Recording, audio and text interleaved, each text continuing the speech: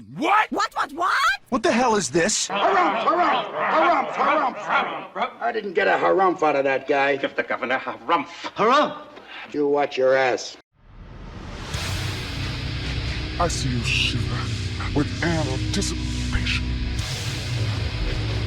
Let the show begin. Hey everybody, this is David Heretic coming at you with another edition of Reactions, Reviews, and Rants. And tonight, alright, we're coming back to ERRA. Yes, indeed, ERRA Fans Feeling You. Come on now. Here we go. Before we go any further, for those of you who are feeling inclined to doing all of the clicks and the likes and the bibbidi-bibbidi-bop, do me a favor.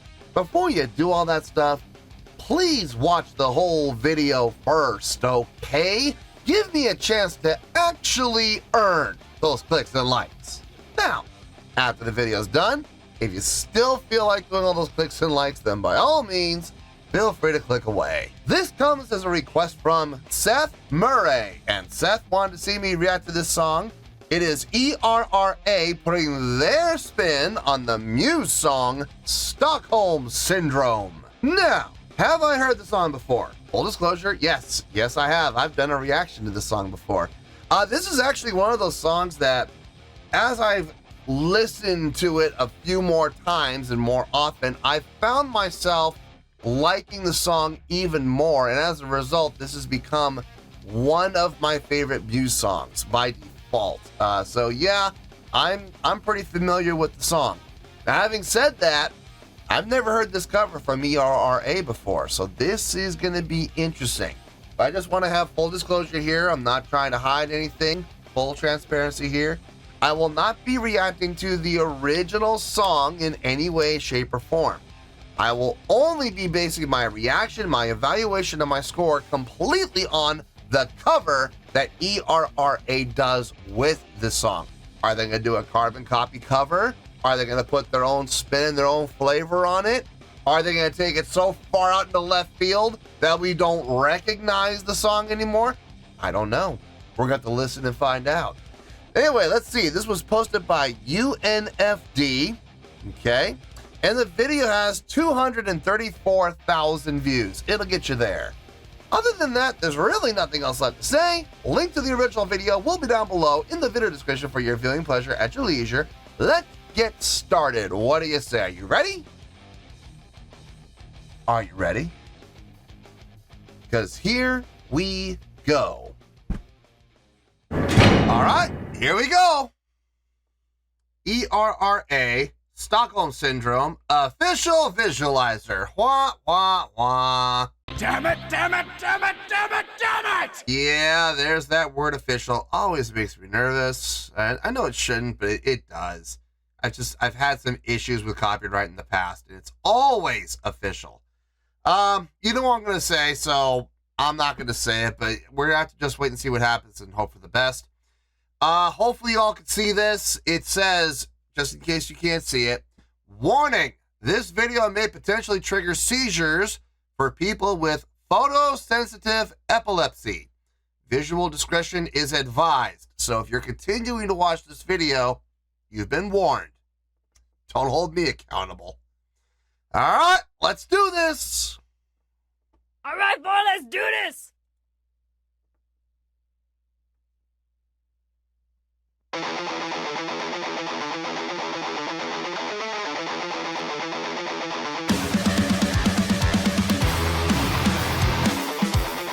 Interesting, ring E instead of D. We're up a whole step.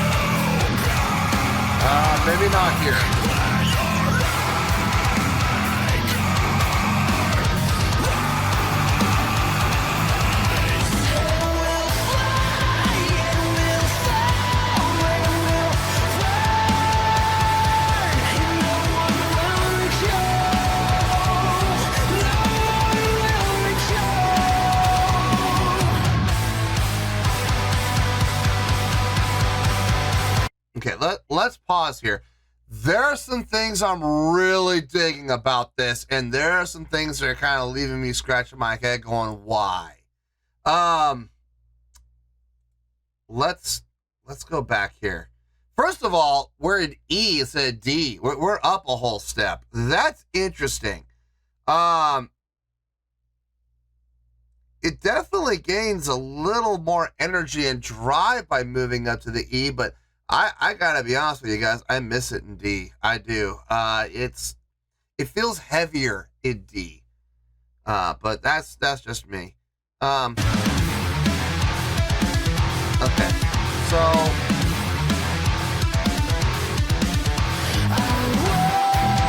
okay, so here's why I have my issues, really. It more than anything else, it's the vocals. And it's not even the vocals themselves, it's the vocal approach for each section. So, like right now, I like the vocals here. That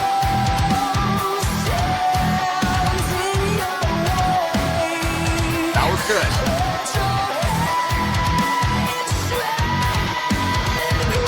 That little bit there, I like that.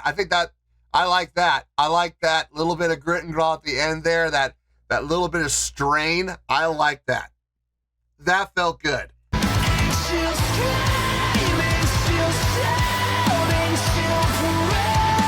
Yes. Yes. Okay, now here we go. This section where we go to grit and growl vocals. Grit and growl style vocals. Right here, coming off of that. Da da da da da da da da da. Going into the grit and growl vocal here. Yes. Yes. I like it.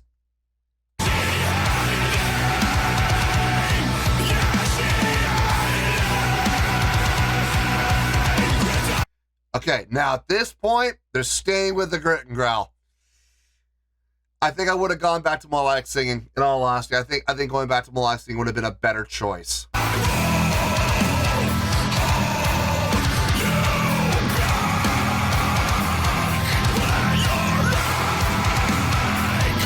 I like what they did the first time better.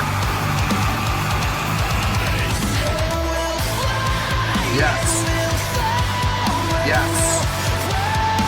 Yes.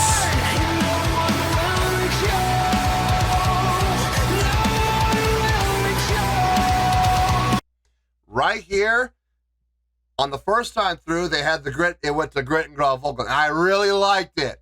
Right here, doing the clean vocal, I like it. I do like it. I'm not gonna lie though, I wish there had been at least a little bit of grit and growl in that vocal. So they're doing some really cool things.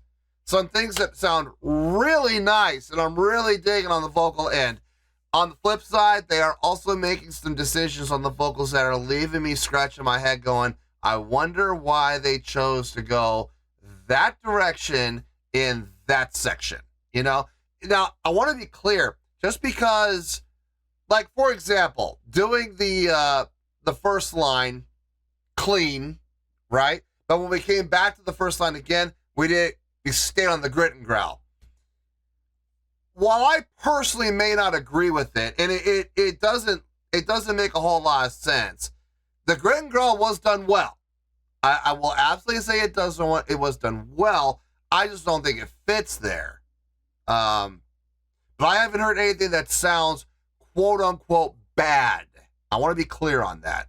Decisions I don't necessarily agree with, but everything I've heard so far sounds good. So anyway, let's keep going here.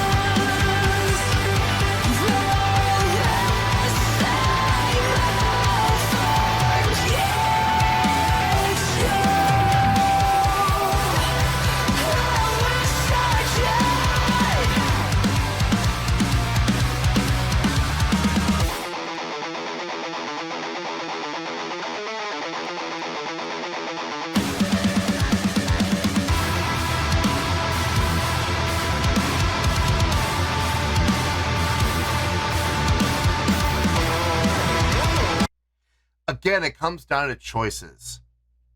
It comes down to choices. I don't hate anything I'm hearing. I don't hate a single thing that I'm hearing. I'm liking all the things that are happening as far as tone goes, as far as musicianship goes, as far as vocals go. All the techniques sound good. Everything sounds correct. All I'm saying is I do question some of the decision making, like halftime feel over straight feel and vice versa. Grit and growl vocal over clean vocal and vice versa. It's just decision making I'm not necessarily agreeing with. But everything that's actually physically happening as far as execution goes, got no issue with it. None.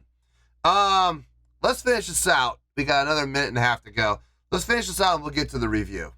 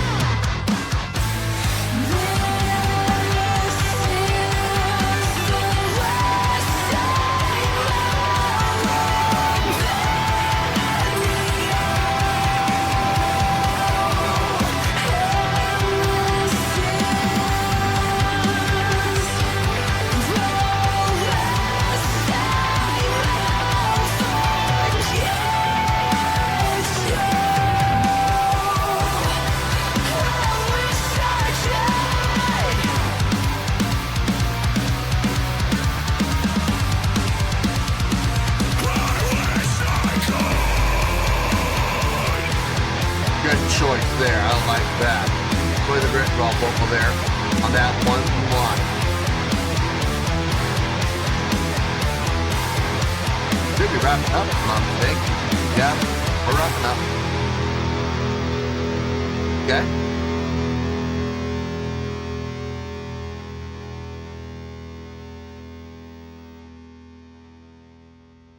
They definitely put their own spin on it, but not. It didn't go so far into left field. Don't get me wrong, we went into left field. Oh yeah, we did. But we didn't go so far into left field that the song wasn't recognizable. Now you recognized the song immediately. So, and it stayed true to the overall direction of the song as far as song structure goes.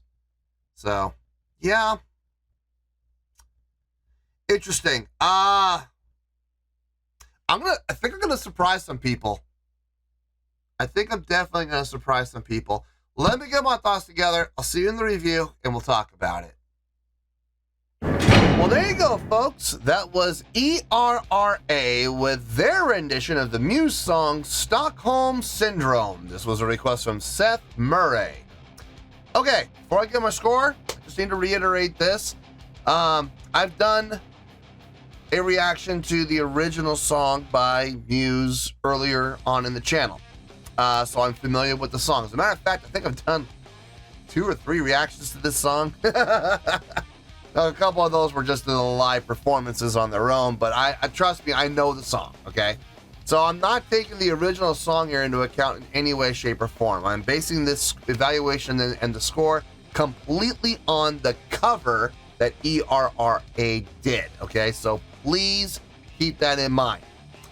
Now, having said that, let's get to the score, shall we? I think I'm gonna surprise a few people. On a scale of 1 to 10, I'm gonna give that an 8.0. Yup, 8.0. I feel good about that score. Let me tell you why. Why? Okay, first things first, an 8.0, what does that mean? Well, an 8.0 will translate to a great scale rating. So overall, I think this was a great cover. It would also get 4 out of 5 stars and an A- letter grade. So there you go, an 8.0, great scale rating, 4 out of 5 stars, and an A- letter grade. Now, how did I come up with that score? So glad you asked. There are 3 ways you can do a cover. You can take a cover, you can take a song, and you can cover it, and you can do what's known as a carbon copy cover, where you literally play the song exactly like the original. You take no variations, you don't put any personal spins on it, you don't do anything in any way, shape, or form to change the song at all. It literally sounds exactly the same, okay? Beat for beat, note for note, tone for tone, word for word. It's a carbon copy cover. That's one way of doing it. Second way of doing it, you put your own spin on it. You put your own flavor on it.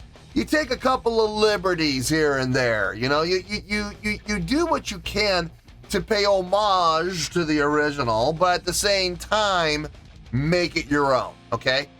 That is personally my favorite way of doing covers. That's how I prefer covers. I mean, if I wanted to hear it, I want to hear a carbon copy cover, might as well just listen to the original. So, I mean, there's nothing wrong with carbon copy covers. They're fine, and I know people like to pay homage by doing it exactly. And to some extent, you have to kind of admire that. But if we're talking about personal taste, and also me personally looking from an objective standpoint, I think it's far more creative when you put your own spin on things and make it your own. And then there's the third way of doing it, where you take the song so far out into left field, you don't recognize it anymore. At that point, you're no longer paying homage, you're creating an atrocity. And I'm sorry, I don't like those. I really don't. There was a cover, I was about to say a great cover, and I very quickly corrected myself. It is not great. I forgot what the name of the band was. If someone were to say it in the comments, I'd immediately recognize it. But there was a cover that a band did of the Billy Idol song White Wedding. And I kid you not, the minute the song started, I was like, okay, this is interesting. Doesn't sound like White Wedding, but let's see where this goes. By the time I was done, I felt like I had lost brain cells. It did not sound anything like White Wedding. It was not recognizable at all. It was one of the worst covers I've ever heard in my life. No, I definitely don't like that. So ERRA took option 2. The song was recognizable without question. Okay, you immediately, when the song kicked off, you immediately recognize the guitar riff. Yes, it's in a different key. We're a full step up from D to E, absolutely. But the riff was there. The notes were there. The notation was there. It felt heavier. It felt more, I felt like it had a little more, I don't want to say drive, but I'll say this. It had more attitude. How about that? I mean, the energy and the drive levels were about the same, but this definitely felt angrier. It felt less melancholy. One of the things I've always said about the key of D is probably, I think it's the saddest key. I like it. I love the key of D. I do. But it can go in a lot of different directions. For the original, for Muse's original recording of Stockholm Syndrome, I felt like it had a certain melancholy charm. Yes, the energy was there, the drive was there, the heaviness was there, but it had a certain, like I said, like a certain sadness to it, like a certain melancholiness to it, just a little bit. This had none of that. This was pure angst, anger, aggression, attitude. It had all of it, simply because we changed the E, and we did change up the tones and the instrumentation used. I liked it. I did like this version. Did I like this more than the original? I'm gonna say no, believe it or not. There has been times, there have been times on the channel where I've liked covers more than the originals. There were certain aspects of this that I liked more than the original, but if you're looking at the overall package, I like the original more. Really what hindered this, I am gonna go here. I know people are cringing right now going, oh, he's not really gonna bring this up. Yes, I am. I absolutely am gonna bring this up. There were just some decisions that were made, in particular when it came to vocal performance, more than anything else. Vocal delivery. There were times, like, okay, I'm just gonna say this. The first time through the verse, the vocal selection was outstanding. Having the clean vocal, going up with a little bit of that strain, just a little bit, to give it that little bit of a pinch. I loved that. And then in the chorus, having the, that made all perfect sense, into a grit and growl vocal to finish it out. That was outstanding. I loved the first time through. And then the second time through started, and we stayed on the grit and growl vocal. Now listen, I understand why. I get it, I think. They didn't want the second time through to sound like the first time through. If that were the case, why didn't they change up the why didn't they change up the third line? The third line was exactly the same as the first. I don't understand that. I think it would have been personally, I think it would have been more effective if they just repeated it. I know that would have taken away some of the variation, but I think it would have been smoother. I think it would have felt more conducive to the song as a whole and to that one individual section. Towards the end, another great example of great decision making. Clean vocal on the line, repeat the line. This time, especially since it's gonna be the last line of the song, grit and growl vocal to really drive it home. I like that. That was a great decision. That's another example of an outstanding choice. There were just some places where I didn't necessarily agree with the selection. Now, what was done properly. Great technique, sure. I'll give credit where credit's due, but from a feel standpoint, it just felt a little disjointed, I guess is the best way to put it. It didn't always line up. So I still think they did a great job on the cover, though. They paid homage to the original. It was immediately recognizable. I thought it was a nice touch moving it up to the E. But if I'm being honest, though, as much as I did enjoy this, I prefer the original more. So that's just that.